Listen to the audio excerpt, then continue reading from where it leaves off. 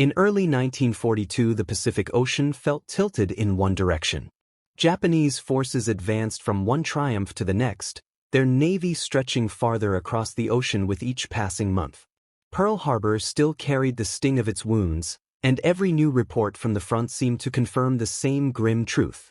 The Imperial fleet appeared unstoppable, and if it pushed much farther east, Hawaii itself could fall within reach. Yet far from the thunder of guns and ship engines, in a quiet room at Pearl Harbor, the war sounded different. It came through soft static, fragments of coded messages, and the rustle of paper covered in symbols. This was Station Hypo, a cramped space packed with cryptanalysts who rarely saw daylight.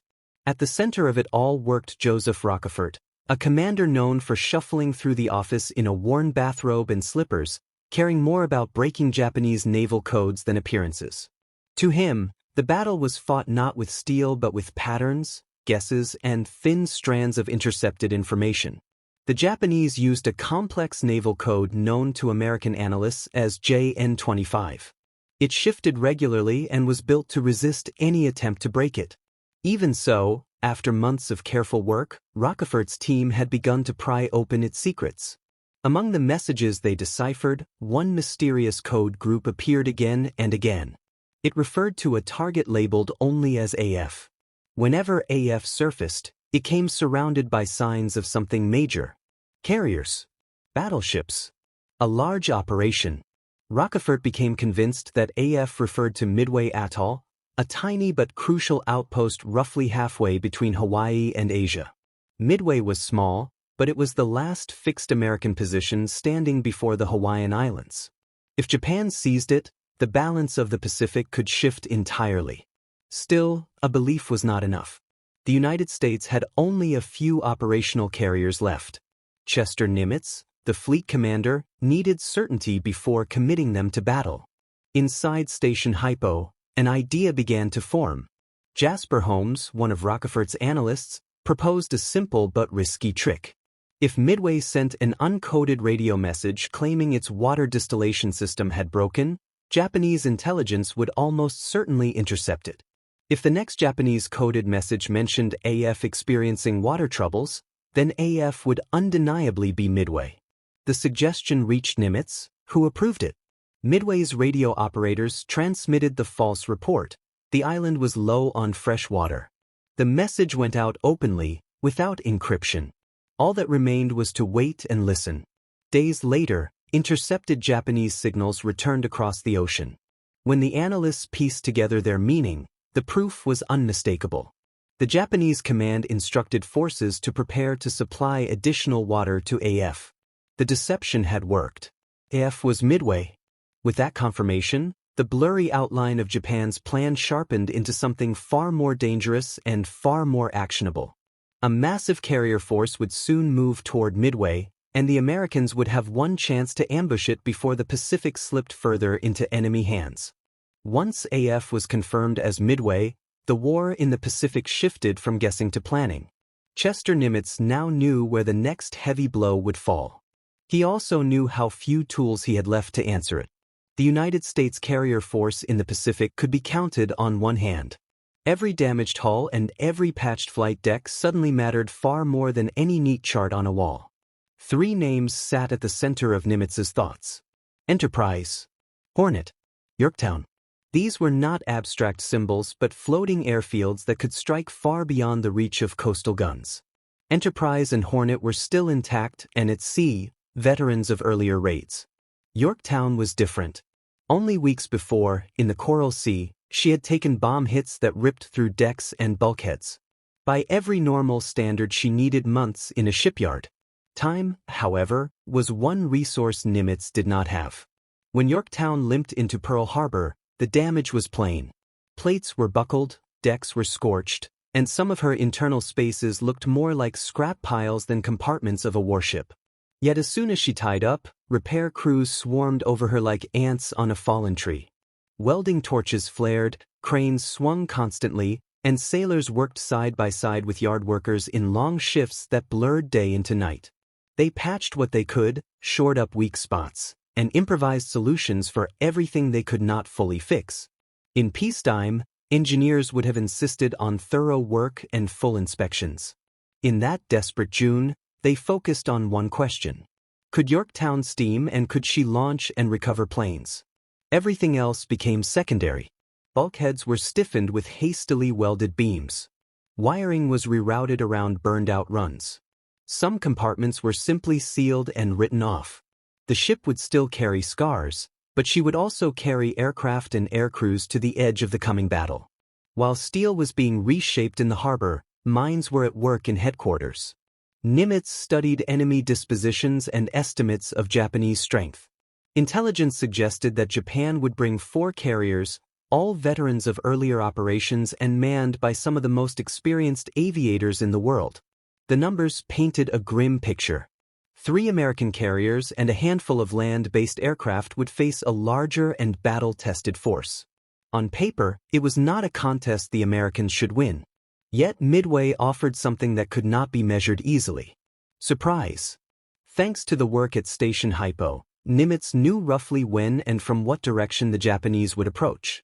The Imperial Navy, by contrast, believed they were drawing a weakened opponent into a trap. They expected the American carriers to arrive late and fall piecemeal before a superior fleet. Nimitz intended to turn that assumption on its head, placing his carriers northeast of Midway, hidden beyond the horizon, ready to strike first. Midway itself prepared for the storm as best it could. The atoll was small, little more than a ring of sand and coral with a few strips of concrete and clusters of low buildings. Yet it bristled with what defenses could be gathered. Marine pilots drilled in battered fighters, many of which were already outclassed by the latest Japanese designs. Ground crews camouflaged fuel tanks and ammunition dumps, dug new foxholes, and rehearsed what to do when bombs began to fall. Army heavy bombers and long-range patrol seaplanes flew in, adding to the tangle of machines crowded onto the island and its lagoon. The men on Midway knew the odds. They understood that they were likely to be outnumbered, outgunned, and outflown. Still, there was a grim steadiness in the way they went about their tasks. Radar crews practiced tracking imaginary raids. Anti-aircraft gunners tested their sights and filled ammunition racks. Medics stocked aid stations and memorized the locations of stretchers and bandages. The island would not be abandoned. It would be fought for, however small and isolated it might appear on a map. Far across the ocean, on the decks of Japanese carriers, preparations moved forward with a different kind of confidence. The plan to seize Midway formed part of a broader design to crush what remained of American naval power in the Pacific. The Imperial Navy intended to draw the last American carriers into battle under unfavorable conditions, destroy them, and then secure a defensive perimeter so strong that any future Allied advance would be painfully slow. The capture of Midway would also threaten Hawaii and perhaps even force the United States to negotiate from a weaker position. Japanese air crews studied aerial photographs of the atoll. They memorized the shapes of the runways and the positions of fuel tanks and hangars. Briefings emphasized speed and coordination. First, land-based defenses would be struck and neutralized. Then, once the island airfields were silenced, a landing force would go ashore under the protection of carrier aircraft and naval guns. The entire operation depended on seizing the initiative and keeping the Americans off balance. Neither side saw the full picture. The Japanese did not know that their codes had been compromised or that an ambush awaited them. The Americans did not know every detail of the Japanese order of battle, nor could they predict with certainty how the enemy commander would respond once he realized he faced carriers he had not expected to meet so soon. As June drew near, the Pacific began to fill with moving pieces. Enterprise and Hornet slipped out from Pearl Harbor, their decks crowded with fighters, dive bombers, and torpedo planes. Behind them, Yorktown followed, still carrying the smell of fresh paint and hot metal from her rushed repairs. The 3 carriers headed to a patch of empty ocean invisible to any map that civilians would ever see, a place chosen not for any land feature but for its position relative to the expected Japanese route. On Midway, patrol aircraft fanned out over the water, searching for the first sign of masts or wakes against the vast blue. Radar operators checked their screens and listened to the steady hum of machinery, aware that at any moment the calm could break. The garrison lived in a tense rhythm of drills, maintenance, and short, uneasy rest. Out of sight of one another, the two forces closed the distance. For Japanese carriers approached from the northwest, their crews certain that they were about to extend a chain of victories that had begun months earlier. 3 American carriers waited in silence to the northeast, their survival and the fate of the Central Pacific tied to a few critical hours that had not yet arrived. Night fell over the ocean on the eve of battle, hiding steel hulls and flight decks beneath a layer of darkness. Engines turned steadily as the great ships held their courses. Above them, the sky stretched indifferent and cold. Below, in cabins and ready rooms, men tried to sleep or lay awake thinking about the tasks that awaited them at dawn. When the first light of June 4th began to smear the horizon, neither side had yet seen the other. Planes would soon claw their way into the sky from carriers and from the small runways on Midway. The greatest carrier clash of the Pacific War was about to begin, though for a few last moments the sea remained quiet, holding its secret just a little longer. Dawn on June 4th arrived quietly, but the silence lasted only as long as it took radar operators on Midway to sweep their screens. A cluster of echoes appeared far to the west, exactly where the defenders expected trouble. The shapes moved steadily closer. There was no doubt anymore. A large Japanese strike force was inbound. The island that had spent weeks preparing now faced the moment all those drills had been meant for. Midway responded immediately. Sirens wailed across the atoll, sharp and urgent. Pilots scrambled from their tents and huts, running toward aircraft already lined up on the runways. Marine fighters taxied out first, their engines coughing to life in clouds of dust and fumes. They were outdated machines, many already worn from service, but they were all the island had. Behind them, Army bombers and torpedo planes were readied, though their roles would be very different. Midway could not hope to win a dogfight against veteran Japanese pilots. Its purpose in these opening minutes was to disrupt, delay, and force the attackers to react. Above the horizon, the Japanese formation grew clearer. Dozens of bombers in tight groups approached with fighter escorts weaving around them. The men in those bombers believed they were about to crush the island's defenses swiftly, clearing the way for later landings. Their plan depended on hitting Midway hard and preventing any coordinated response. The first clash came high in the morning sky. Marine fighters, climbing as fast as their aging engines allowed, met the enemy at a disadvantage in both position and performance. The Japanese Zero fighters were faster, more agile, and flown by airmen who had earned their experience in months of continuous operations. Yet the Marines attacked without hesitation. Their goal was not to win the air battle outright. It was to break the incoming bombing formations even slightly, to force them to scatter, to throw off the timing that the Japanese relied upon. As the fighters tangled above, the island's anti-aircraft guns prepared for their own moment. Crews stood at their posts, hands gripping triggers, listening for the order that would open fire. When the bombers finally swept overhead, the guns erupted. The air filled with dark bursts of shrapnel. Midway shook under the weight of its own defensive fire, and the sky flickered with explosions. Some Japanese aircraft were hit, trailing smoke as they fell toward the water or limped away, but the formation did not break entirely. The attack pressed on.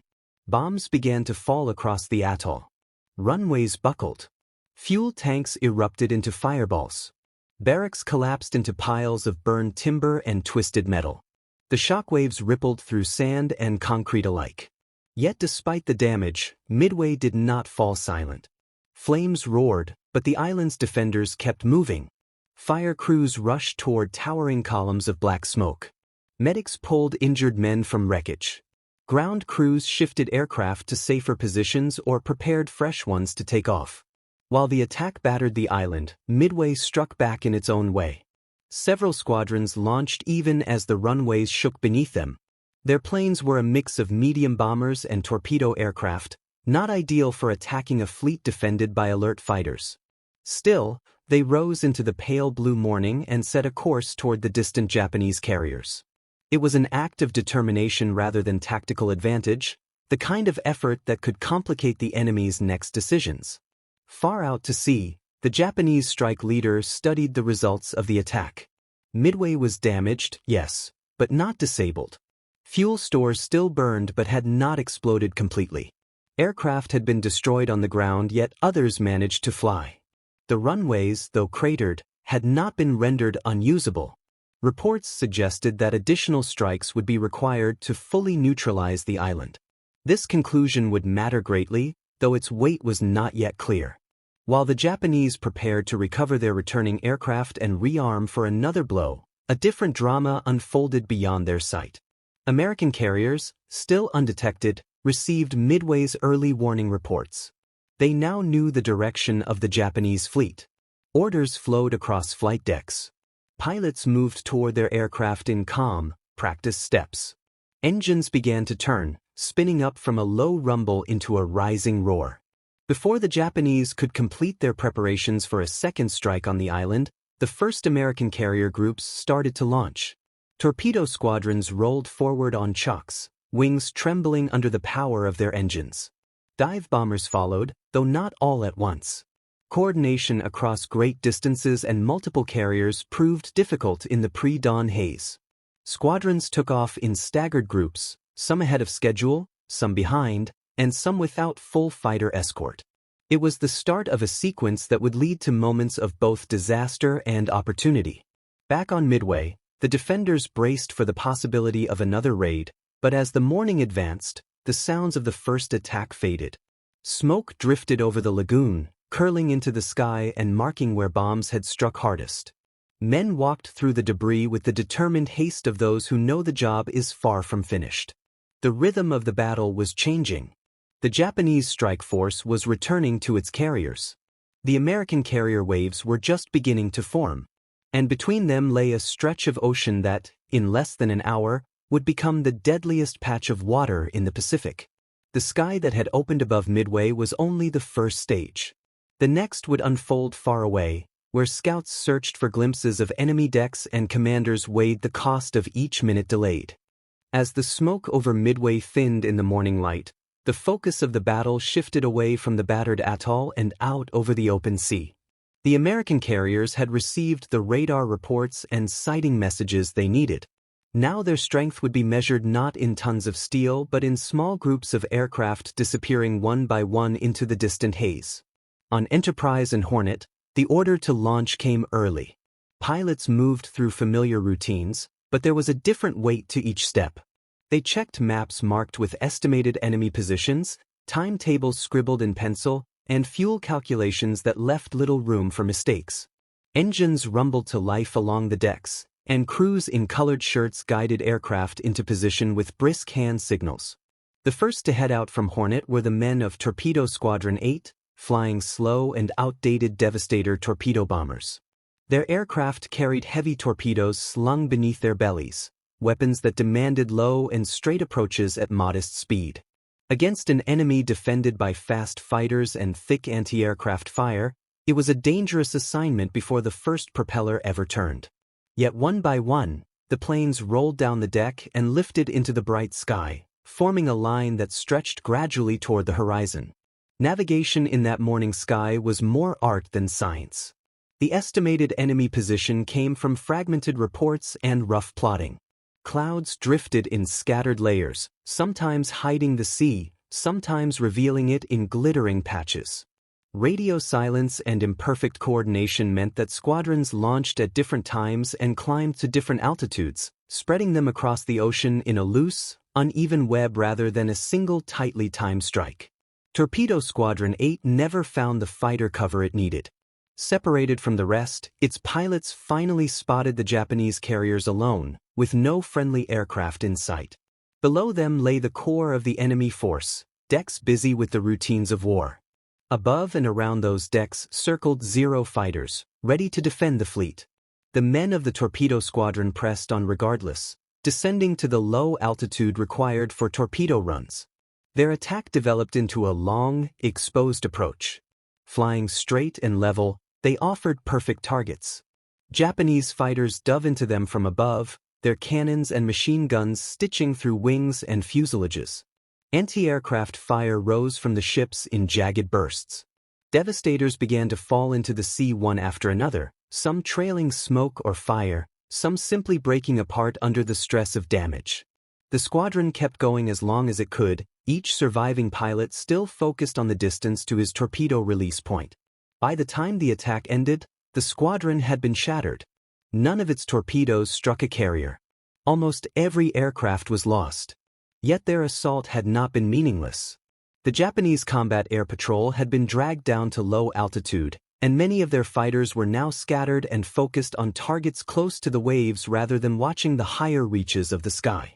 Shortly afterward, Torpedo Squadron 6 from Enterprise arrived, followed in time by Torpedo Squadron 3 from Yorktown. Their experiences were painfully similar. Each group had to descend into the same lethal envelope of guns and interceptors. Some planes made it to torpedo release. Many did not. Over and over, American pilots in slow torpedo bombers flew into a storm of fire, holding their course until their aircraft were shot to pieces or swallowed by the sea. From a distance, the pattern looked grim. Squadron after squadron was being cut apart for little visible gain. Japanese decks remained intact. Columns of water erupted around the approaching aircraft, but the carriers themselves continued their complex dance of turning, accelerating, and weaving to spoil any torpedo that came near. The American loss rate in these low-level attacks was astonishingly high. It felt, in those desperate minutes, as though courage alone was being poured into the ocean. Yet the chaos mattered. Japanese fighters that might have waited at altitude for other attackers were fully engaged low over the waves. Carrier captains, focused on evading torpedoes and supporting their defending aircraft, ordered sharp maneuvers that disrupted their own carefully timed operations. Deck crews shifted between loading bombs for strikes against Midway and preparing weapons suited for attacking ships. Hangars held fueled and armed aircraft that could not be launched at once without careful coordination. The fleet's rhythm was disrupted just when it most needed clarity. High above this turmoil flew the dive bombers of Enterprise, led by Wade McCluskey. Their path to the enemy had not been straightforward. The initial vector given to them pointed to where the Japanese carriers were expected to be, not where they actually were at that hour. As time passed and no fleet appeared where the maps suggested, fuel gauges slowly ticked downward. The vastness of the Pacific seemed to stretch wider with every minute of uncertainty. McCluskey faced a choice.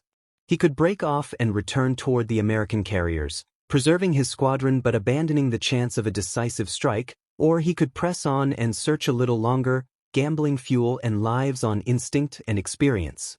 He chose to keep looking. The dive bombers roamed across the empty sea at high altitude, scanning for any hint of the enemy. Then a small detail broke the pattern of blue. Far below, a single Japanese destroyer raced through the water at high speed, leaving a sharp, foaming wake behind it. The ship was not heading toward Midway or cruising on a relaxed patrol. It was moving with purpose, as if trying to rejoin something larger that lay beyond the horizon. McCluskey recognized the meaning in that wake. The destroyer was likely hurrying back to the main carrier force. The decision that followed was simple in its form but momentous in its consequences.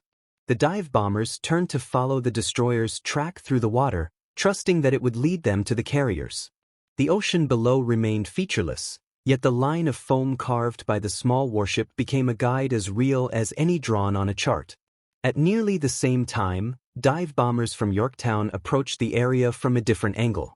They too had managed to locate the Japanese fleet despite the confusion of the morning. Scattered by distance and imperfect coordination, the American squadrons were nonetheless converging on the same target by different routes, pulled in by fragments of information and the determination not to let the opportunity slip away. Ahead of the converging dive bombers, the Japanese carriers continued their work. Aircraft from the strike on Midway were returning and being recovered.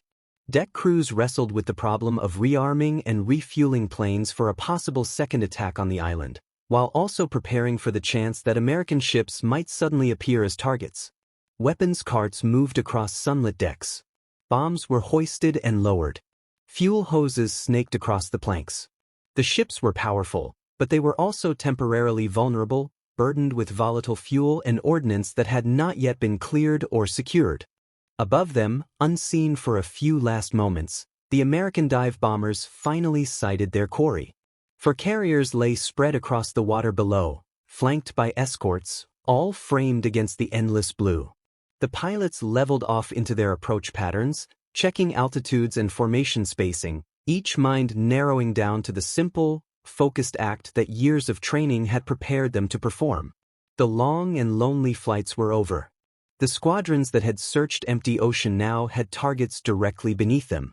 Engines throttled back as the dive bombers swung into position. Bomb bay doors were opened. Harness straps were checked one final time. The next seconds would carry them from search to strike and from uncertainty into the turning point of the battle. The 4 Japanese carriers lay spread across the water, their wakes fanning out like white scars on the blue surface. From high above, they looked almost orderly. Each ship followed its assigned path, escorts circling around them in guarded patterns. On their decks, crews were still wrestling with the complex demands of the battle. Planes from the first strike on Midway were landing, being chalked, refueled, and rearmed. Some aircraft were loaded for another blow against the island. Others were being prepared for a possible strike against enemy ships that had not yet been seen. This busy, half-completed state made the carriers powerful yet exposed. Fuel lines stretched across wooden planks. Bombs and torpedoes rested near aircraft. Some weapons were fully prepared, others had been removed or shifted as orders changed. A single spark in the wrong place could ignite more than a single plane. It could set off a chain reaction that ran from hangar deck to flight deck and down into the very bones of the ship. High above, Wade McCluskey led the dive bombers of Enterprise into position. The long search had burned precious fuel, leaving little margin for delay. He split his force, sending one group toward the nearer carrier and guiding the other toward the larger target beyond it. Below them, Japanese attention remained fixed mostly on the low-level attacks that had just torn across the waves. Fighters circled near the surface, hunting for more torpedo planes. Anti-aircraft crews scanned the lower sky, their eyes drawn to the same level where the earlier threats had appeared. The dive bombers approached from the sunlit heights, almost unnoticed until it was too late. At the signal, they rolled into their dives. Aircraft that had been small specks against the sky suddenly became streaks of motion, plunging down at steep angles. Wind howled around canopies. The ocean spun upward. Pilots gripped their controls and focused on the gray rectangles of carrier decks that seemed to swell in the glass sights before them. The first group fell upon the carrier Kaga. Because of a breakdown in communication during the attack run, more planes than planned concentrated on this single ship. Yet the effect of that concentration was devastating. Bombs fell one after another, walking across the deck and slamming deep into the ship's interior. Explosions ripped through hangars crowded with fueled and armed aircraft. Flames leapt upward. Within minutes, Kaga was engulfed in fire, her deck a sheet of flame and twisted metal. The second group found Akagi. McCluskey himself led the attack against the flagship. Though fewer bombers dove on her, one bomb hit with extraordinary precision near the carrier's amidships area, punching through the flight deck into the hangar below. There, it detonated among aircraft, fuel, and ordnance, multiplying its damage. Secondary explosions began to tear through the ship. Smoke poured from her open spaces and vents. The pride of the striking force had been fatally wounded by a handful of well-placed bombs dropped in a brief slice of time. Almost simultaneously, dive bombers from Yorktown descended upon Soryu. They had approached from a slightly different direction, guided by their own search efforts, and now entered the attack in near-perfect coordination with the Enterprise group, though neither side had planned it so closely. Bombs struck Soryu's forward and midships areas, igniting fires that raced through her hangars. The carrier's crew fought to control the damage, but the chain of blasts and spreading flames was more than any damage control team could master quickly. In the span of only a few minutes, 3 heavy carriers that had formed the core of the Japanese striking force were burning fiercely. Columns of smoke rose high into the sky, twisting and spreading as the winds caught them. The suddenness of the disaster shocked the crews aboard the surviving ships. Moments before, they had believed they were tightening a noose around Midway and any scattered American ships. Now they found themselves on the receiving end of a surprise as complete as any they had ever inflicted. The dive bombers that survived the attack pulled out of their dives and skimmed away, engines straining as they clawed back altitude. Some bore scars from shrapnel and gunfire. Others trailed thin wisps of smoke. Yet many managed to escape the worst of the defenses, helped by the fact that Japanese fighters had been drawn low by the earlier torpedo attacks. The sacrifice of the torpedo squadrons, which had yielded no direct hits, had opened the window through which the dive bombers now flew. Out on the sea surface, the scene around the stricken carriers grew increasingly chaotic. Escorts moved in close to help fight fires and rescue survivors. Some ships prepared to take on wounded sailors. Others laid down smoke screens in an attempt to conceal the burning hulks from further observation. On board the damaged carriers, men struggled to push burning aircraft over the side, to flood fuel lines, and to control the infernos that threatened to consume everything. Despite these efforts, it soon became clear to Japanese commanders that Kaga, Akagi, and Soryu were lost. Their destruction was not instantaneous, but it was inevitable. The fires burned too hot, too deep, and too widely. A handful of bombs, delivered by determined pilots in a short window of opportunity, had undone years of training and construction and months of uninterrupted victories. Yet the battle was not over. The fourth carrier, Hiryu, remained operational. Her decks were scorched by the sight of the burning sister ships, but her machinery and air groups were still intact. On her bridge, the Japanese commander now faced a transformed situation. Where earlier he had controlled a powerful offensive formation, he now commanded a single surviving carrier and the scattered remnants of what had once been a dominant fleet. Hiryu moved to strike back. Her aircraft were readied in haste, armed and fueled for an attack against the American carriers that had finally revealed their presence through the dive bomber raid. Though the Japanese now fought from a position of weakness, their surviving air crews were still seasoned and aggressive. They launched with the knowledge that this counterattack might decide whether any part of the carrier force would escape the battle at all. Meanwhile, the American carriers were not safe. Yorktown, in particular, had revealed her location by sending out both torpedo planes and dive bombers. She now drew the attention of the Japanese counterstrike. Radar on the American ships detected incoming formations. Fighters were scrambled to meet them, and anti-aircraft crews ran again to their guns.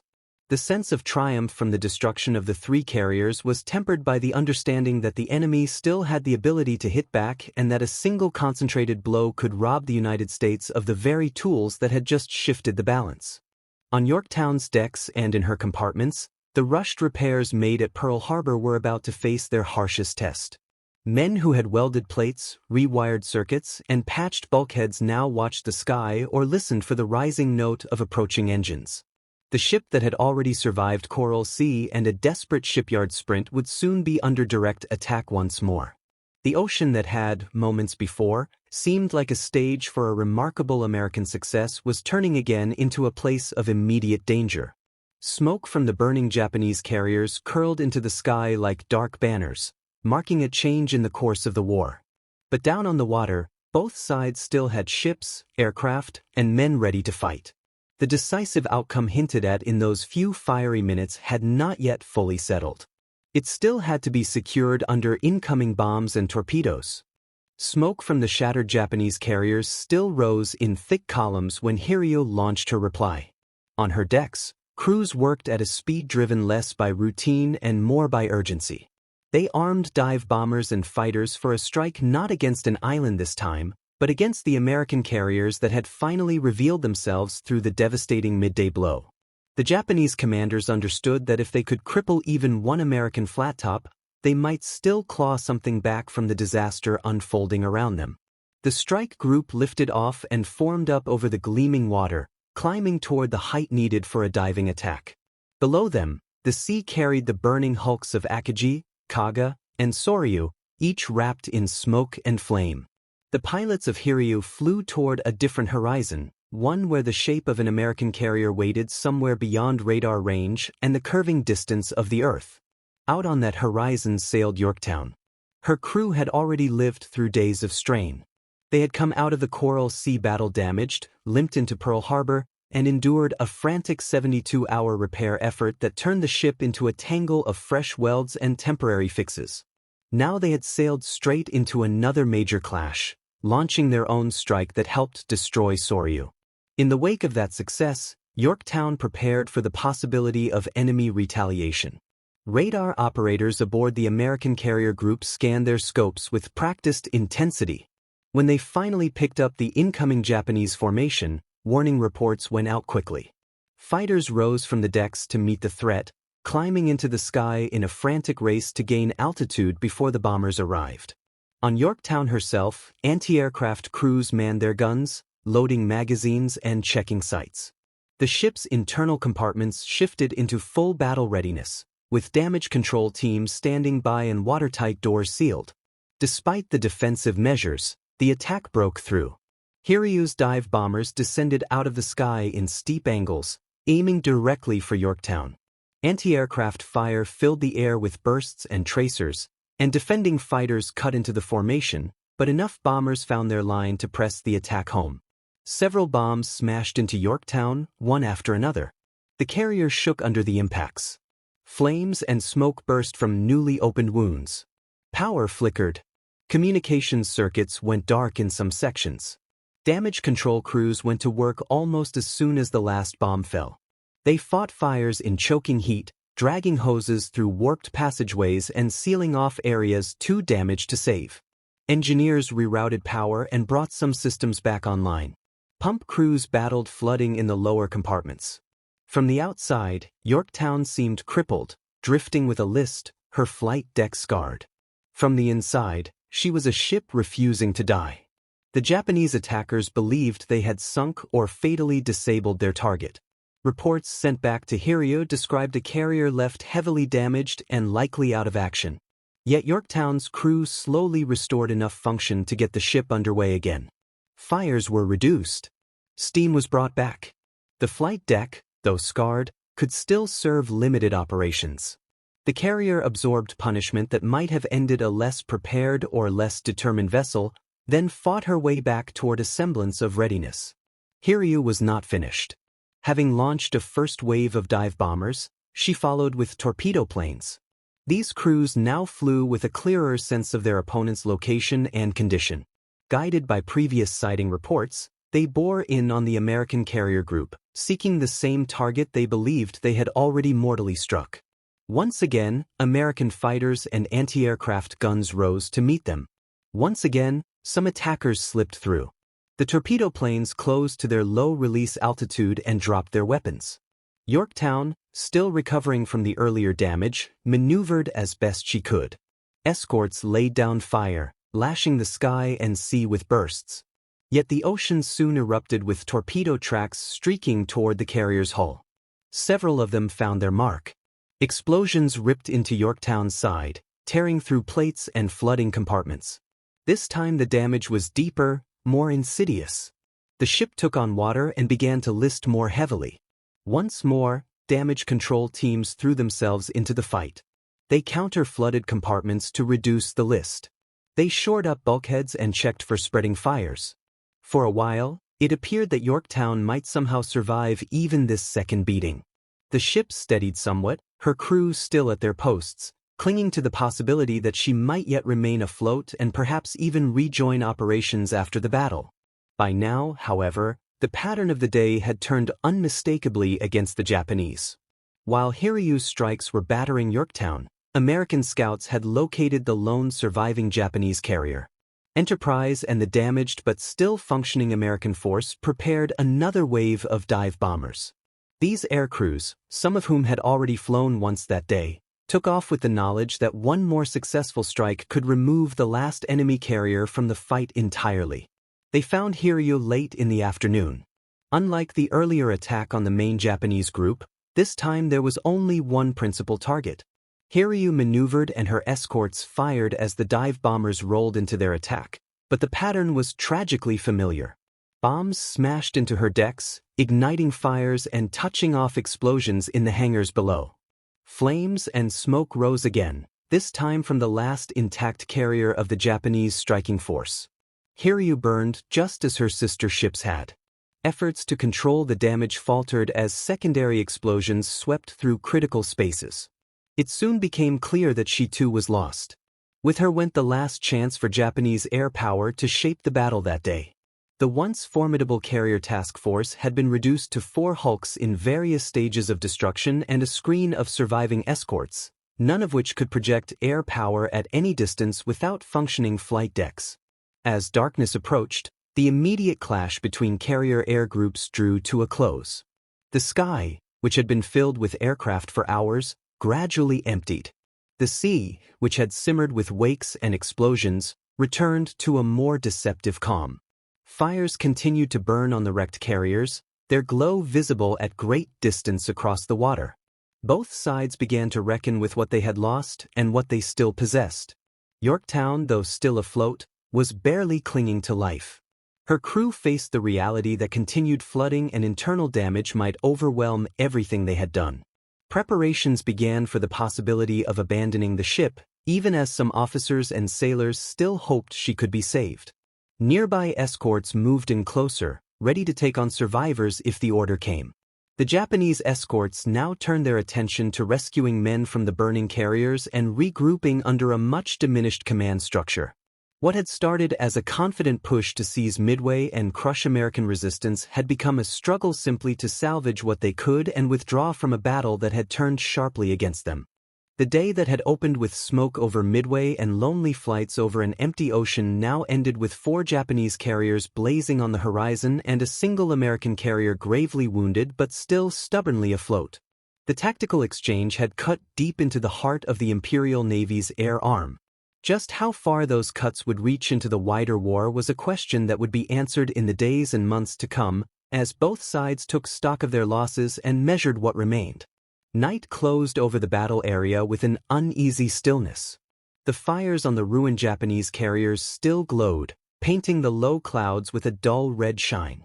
The waves around them carried oil, wreckage, and small groups of survivors clinging to rafts or floating debris. Searchlights from escort ships swept slowly back and forth, picking out figures in the water. Boats were lowered where they could be, though there were too many men in the sea for every hand to be saved. Aboard the remaining Japanese ships, officers and sailors tried to absorb the scale of what had happened. Only that morning they had advanced toward Midway, certain they were springing a trap on a weakened enemy. By nightfall, 4 fleet carriers lay mortally damaged. Akagi, Kaga, Soryu, and Hiryu had each been the product of years of design, construction, and training. Now they were blackened hulks, some still burning, some slowly sinking. The core of the carrier force that had struck at Pearl Harbor and ranged widely across the Pacific was gone. Orders went out to scuttle the worst of the wrecks, to prevent their hulks from falling into enemy hands or remaining as navigational hazards. Torpedoes were fired into some of the carriers by their own side, a bitter task carried out in silence. One by one, the great ships slipped beneath the surface, leaving only patches of oil, bits of floating wood, and a scattering of debris to mark where they had stood at the center of a mighty fleet. On the American side, the mood was a mixture of exhaustion, relief, and quiet disbelief. Enterprise and Hornet remained operational. Their air groups had taken losses, but they were still afloat, still able to launch aircraft. Yorktown, by contrast, lay wounded. After the battle, efforts continued to keep her alive. Tugs moved in to take a tow. Damage control teams stayed at their flooded posts, working against leaks and structural weakness that threatened to tear the ship open further. For a brief time, it looked as if Yorktown might be saved and brought back to port for another round of repairs. Men from other ships clambered aboard to help stabilize her. Pumps ran constantly, pushing water back across the side. Lines were rigged to tow her away from the immediate danger zone, out of reach of any final surprise attack. That last danger arrived in the form of a Japanese submarine. The undersea boat had slipped through the screening formation, drawn by the silhouette of the wounded carrier and her attending escorts. Torpedoes sped through the darkness and slammed into Yorktown and the destroyer Hammond that stood alongside her. The destroyer broke apart and sank quickly, taking many of her crew with her. Yorktown was hurt again, this time in ways her sailors could no longer overcome. Over the next hours, the carrier slowly settled lower in the water. The list increased. At last, the word went out to abandon her. Boats and rafts filled with men pulled away, watching the ship that had carried them through Coral Sea and Midway finally give in to the accumulating damage. On the morning of June 7, Yorktown rolled and slipped beneath the waves, leaving behind only a broad slick on the sea and the memory of a ship that had endured more than most. With Yorktown gone, the surviving American carriers and their escorts turned toward home. Midway still stood, damaged but unbroken. The Japanese invasion force that had once been aimed directly at the atoll now turned away. Without carrier cover, no landing there could be supported safely. The grand plan to seize the island and draw the American carrier force into a carefully prepared trap lay in ruins. The cost in ships and air crews took time to tally fully, but some figures were clear. Japan had lost 4 fleet carriers and many of its most experienced pilots and deck crews. These were not simply numbers on a chart. They represented the core of the skilled carrier arm that had won victories from the Pearl Harbor raid through the early campaigns of the war. Training new pilots to that level of proficiency would require years. Replacing the ships would demand industrial resources that Japan did not possess on the same scale as its opponent. The United States, in contrast, had lost Yorktown and many aircraft and airmen, but it still retained 2 functioning carriers in the Pacific. More importantly, American shipyards and factories were already at work producing new carriers, aircraft, and trained crews. The industrial base behind those decks and planes could expand faster than Japan could match. Midway did not end the war at sea, but it shifted the direction of the tide. The victory also validated the work of intelligence and code breaking. The efforts of Station Hypo and other cryptanalytic centers had proved that battles could be shaped before the first shot was fired simply by understanding an opponent's plans. Knowing that Midway was the target, and knowing roughly when and how the attack would take place, had allowed Nimitz to place his carriers where they could strike first. Without that knowledge, the American fleet might have stumbled into the battle at a disadvantage or arrived too late to prevent the fall of the atoll. Within Japanese leadership circles, the shock of Midway ran deep. The Imperial Navy had gone into the operation expecting a decisive victory that would secure its outer defensive line and perhaps force the United States into a more cautious stance. Instead, it emerged with its carrier force severely damaged and its aura of invincibility broken. Plans for further rapid expansion had to be reconsidered. Energy shifted toward trying to hold what had already been gained rather than reaching for distant new objectives. On the American side, the effect was equally powerful, though in a different way. News of the victory spread through military channels first, then to the public. After months of setbacks and grim headlines, Midway offered something else, proof that the Imperial Navy could be defeated and that the carriers which had seemed like instruments of unstoppable power could be sunk through a combination of planning, courage, and determination. The battle gave weight to the idea that offensive operations in the Pacific were not only possible but necessary. In the months that followed, the war moved into a new phase. The struggle for Guadalcanal and the long grind of the Solomon Islands campaign would test both sides in brutal conditions. Yet those later battles unfolded in the shadow of Midway.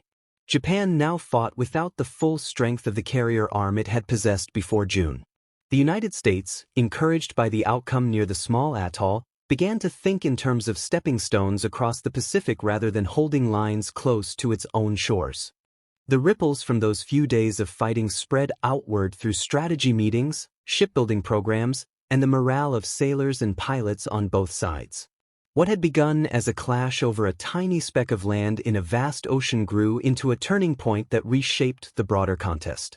Midway did not shorten the war into a quick conclusion, but it interrupted the arc of Japanese expansion and opened space for a long, grinding advance that would eventually move westward. Over time, the details of radar screens, coded messages, dive angles, and damage control efforts blended into a larger story of how intelligence, calculated risk, and the willingness of crews to press attacks under terrible odds could intersect in a single decisive encounter. The ocean above the battle site eventually returned to its usual deep blue, hiding the wrecks and the scars of those days beneath its surface. The course of the Pacific War, however, no longer followed the line it had traced before the carriers met near Midway.